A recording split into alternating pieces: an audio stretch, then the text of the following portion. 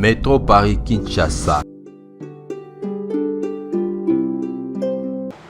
Bonjour, bonsoir, cela dépend l'heure à laquelle vous nous captez chez vous. Nous sommes la chaîne Métro Paris-Kinshasa. Métro Paris-Kinshasa et aujourd'hui encore une fois dans votre émission Kobo. Kobo veut dire congolais, Kobo veut dire afro, Kobo veut dire africain noir, Kobo veut dire moto rasika, Kobo veut dire moto moindo. Les amis, je pense que vous vous portez bien. Moi, Mikole Bele, to mon anité, kasi lelo to sepe la gituel, je suis le bochon à binoto go beta. Moi, li solo mouke, oye kotonga congolais, oye kotonga moindo, oye kotonga kobo, oye kotonga afro, oye kotonga africain du moins, naba oye wazo comprendre monoko, nga nazolo bande monoko ya nzambe.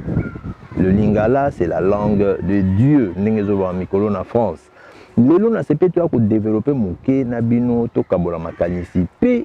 To sangisanama mayele pona to benda na toujours matoi to za la bato oyo bayaka mboka mopaya na tina et puis to la bato oyo ozokola mozoyeba pourquoi Nzambe apesi yo pema.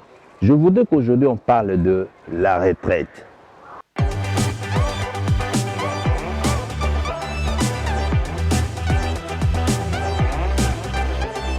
Pona yango natikeli bino bolanda na nu vidéo oyo bon to développer zande komoko afro de komoko pe ya africain noir oyo yo toujours nde bomoni mouvement ezozwa mouvement ezokende bato ebele bakoma comprendre que toujours tendre un peu vers la descente de la courbe graphique donc comme senga na moko na mosusu ayebisa pe moninga epai nini azosala mabe eloko nini ekoki ko déranger à la longue autant aux à la disposition sikoyo.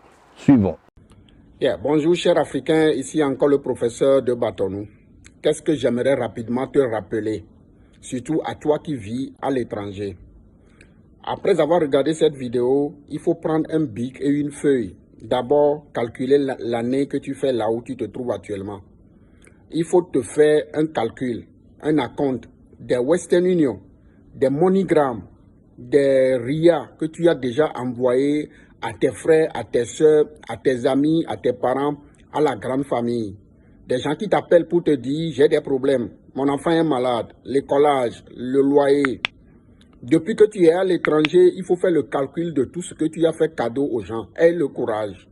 Après avoir fait cet acompte, il faut te demander si toi-même tu as déjà quelque chose pour toi. Même si c'est 5 ans tu fais, même si c'est 10 ans tu fais, même si c'est 20 ans tu fais, même si c'est 25 ans tu fais en Occident, demande-toi si tu as déjà pensé à toi-même. As-tu déjà préparé ta retraite? As-tu déjà préparé tes années de vieillesse? As-tu déjà construit quelque chose? Est-ce que tu es parti à l'étranger pour t'occuper des gens? Es-tu devenu samaritain?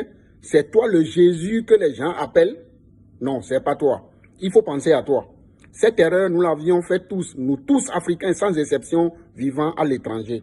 Nous avons dépensé nos millions pour aider des gens, croyant que le sang ne trompe pas, la famille est sacrée. C'est faux. Cet adage n'a jamais existé. C'est ce que le blanc a compris et qu'il s'est développé et qu'il réussit. Après avoir regardé cette vidéo, pose-toi la question, l'année que tu fais en Occident ou à l'étranger, as-tu déjà fait quelque chose pour toi-même? Es-tu parti pour soutenir les autres? Es-tu parti pour aider les autres? Il t'appelle pour te dire, mon enfant est malade, mon boulot est tombé à l'eau, je n'ai pas de loyer à payer, je ne sais pas quoi, l'écolage est là. Toi, tu n'as pas de problème. Tu es parti pour régler le problème des gens. Nous l'avions tous fait cette erreur. Il est temps qu'on en arrête. C'est très important. Pense à toi. Pense à ta retraite. Pense à tes années de vieillesse. Que personne ne t'appelle plus du pays pour te dire qu'il a des problèmes. Toi, tu n'en as pas. Toi, tu n'as aucun problème. Tu travailles, tu ramasses ton salaire la fin du mois. Tu attends que quelqu'un t'appelle pour lui régler ses problèmes. Eux, ils règlent le problème de qui là-bas? Ils se promènent. Ils ne font rien. Après, c'est pour dire que l'Afrique est due, je ne sais quoi. Il n'y a pas de gens là-bas qui vivent. Il n'y a pas de gens là-bas qui travaillent. Il n'y a pas de gens là-bas qui n'ont personne à l'étranger. Les gars, arrêtez ça. Après avoir visualisé cette vidéo, envoie-la à tous ceux qui sont susceptibles de te demander de l'aide. Et interdis-leur de ne plus jamais t'appeler pour te parler de problèmes. Toi-même, tu en as. Pense à ton avenir. Pense à ta retraite. Pense à tes années de vieillesse. Il est temps que nous nous ouvrions les yeux. On en a assez fait. C'est très important. Ils n'ont qu'à se débrouiller là-bas eux aussi. Ciao. Na bande mission na coutume non zoto makasi pe santé kolongono. Bandeko ezali ngaite. Ezandeko oto cholanda. mais ngai pe na kati ya même démarche, c'est-à-dire que to benda na matoi to tala musika bato belé bakita bamboka bisika to uta baya na poto bakoma kosala lokola baza na mbongo, bakoma kosala lokola baza bato na mbongo, bakoma kosala lokola baza na bozui. Nzoka nde notion ya bozui to ya misolo to ya mbongo eza pe makambo mosusu. Salaire na yo oyo yozozwa il faut tia na motu na yo que makasi oza nango lelo pola mokana tongo okende osala mosala okozala nango libela na libela te. Moninga nanga moko papier lifa alobaka toujours na ndenge toza na se na moi moto aza na biloko misatu oyo akoki koéchappe nango te. Ezali maladie tombeto hôpital, ezali vieillesse pe ezali la mort. Kasi na kati ya moto na se ya moi il faut yebaka kobongama, il faut yebaka komona musika. Tozo makambo pona elengi te, tozo makambo pona masanga na ba association na ba mutualité bisika biso to alaka. Tozo kutana na makambo ebele na ba milieu biso to zalaka, surtout ya biso ba foye, surtout ya biso ba africain, surtout ya biso ba kobo. Tozo kutana na makambo ebele o ezotala ezolakisa que moto mosusu moni asalaka, moto mosusu moni alataka makasi, moto mosusu moni azana ba biloko ebele, moto mosusu moni ye apanzaka bambongo pona kopesa na songolo to na kopesa na pakala kosala lokola ki aza moto na misolo. Kasi ntango akutana na likambo moto wana akokani kosfaire faste yango wana biso na bemission na biso kobo to akopesa na mwa mayele pe kopesa na mwa makanisi. Bandeko na ngai attention, tango yozo fêter ba anniversaire na yo oyebaka que tu tends vers la mort. Tokobanga koloba te eloko oyo ekomelaka moto nyonso. Nous vivons pour mourir, donc nous sommes appelés un jour à quitter la terre.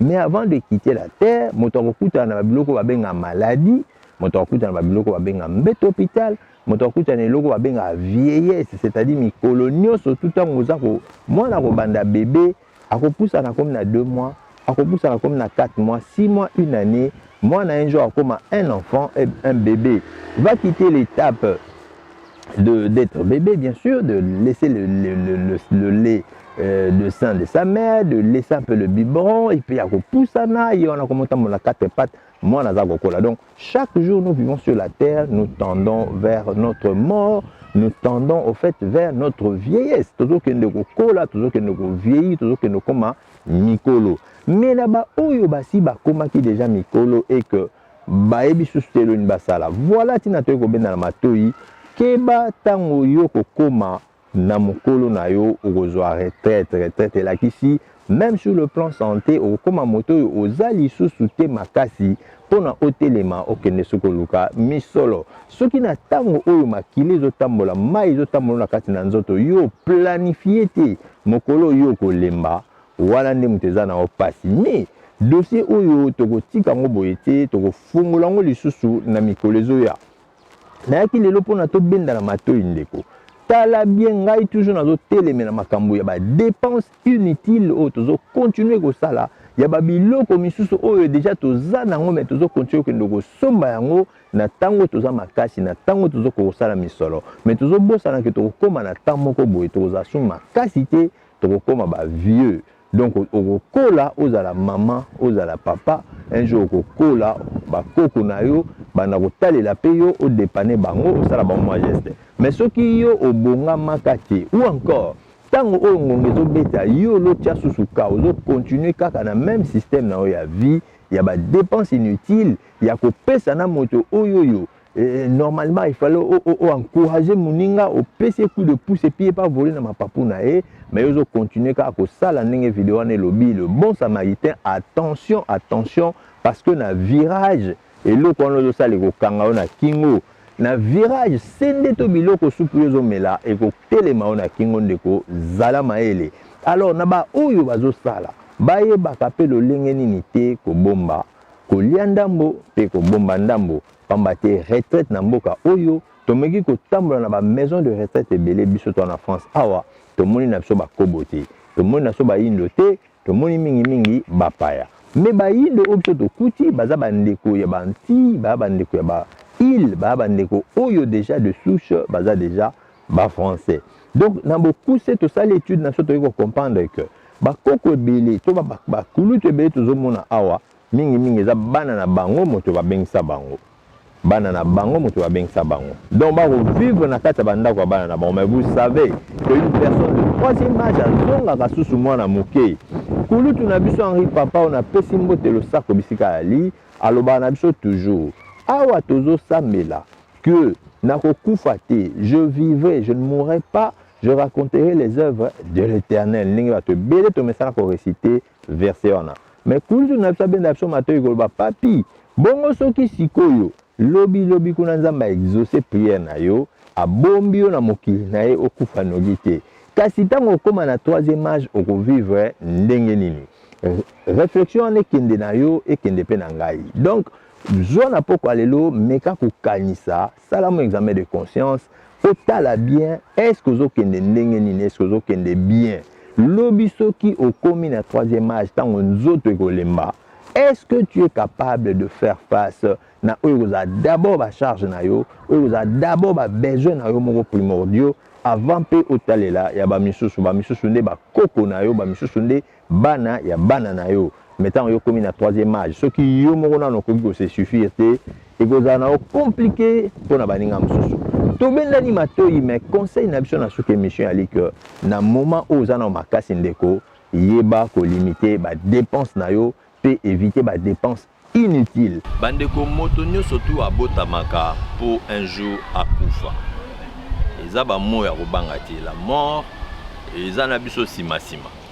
Bandeko to benda na matoyi pe to pesa na mwa mayele. Likambo ya lia babo ezali likambo ke na tango nga na nano makasi nde tango nga ifuna monaka deja musika. Na tango oyo eloba kulutu na biso tango olamuki na tongo oyoki le colonnezo sala okumisi na nzambe kasi sima nango yeba pona nini Dieu est en train de te maintenir en vie. Vous comprenez?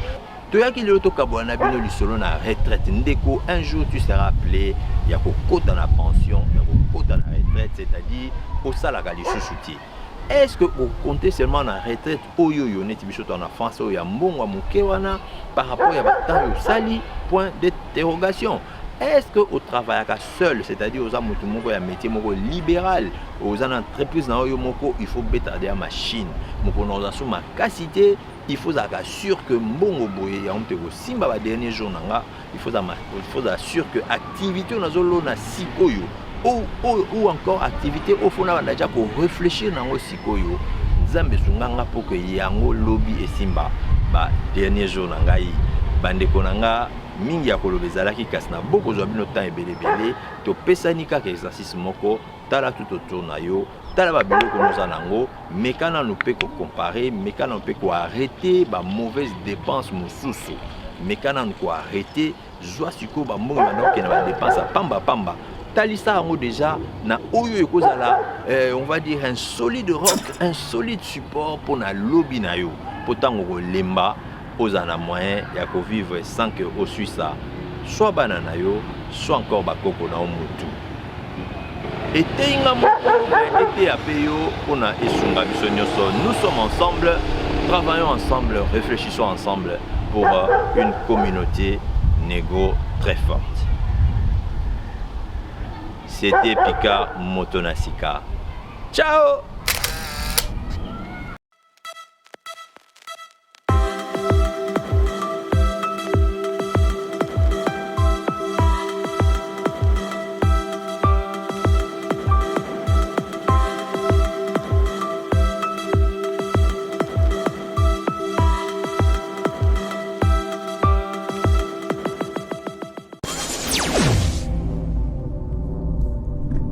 Métro Paris Kinshasa.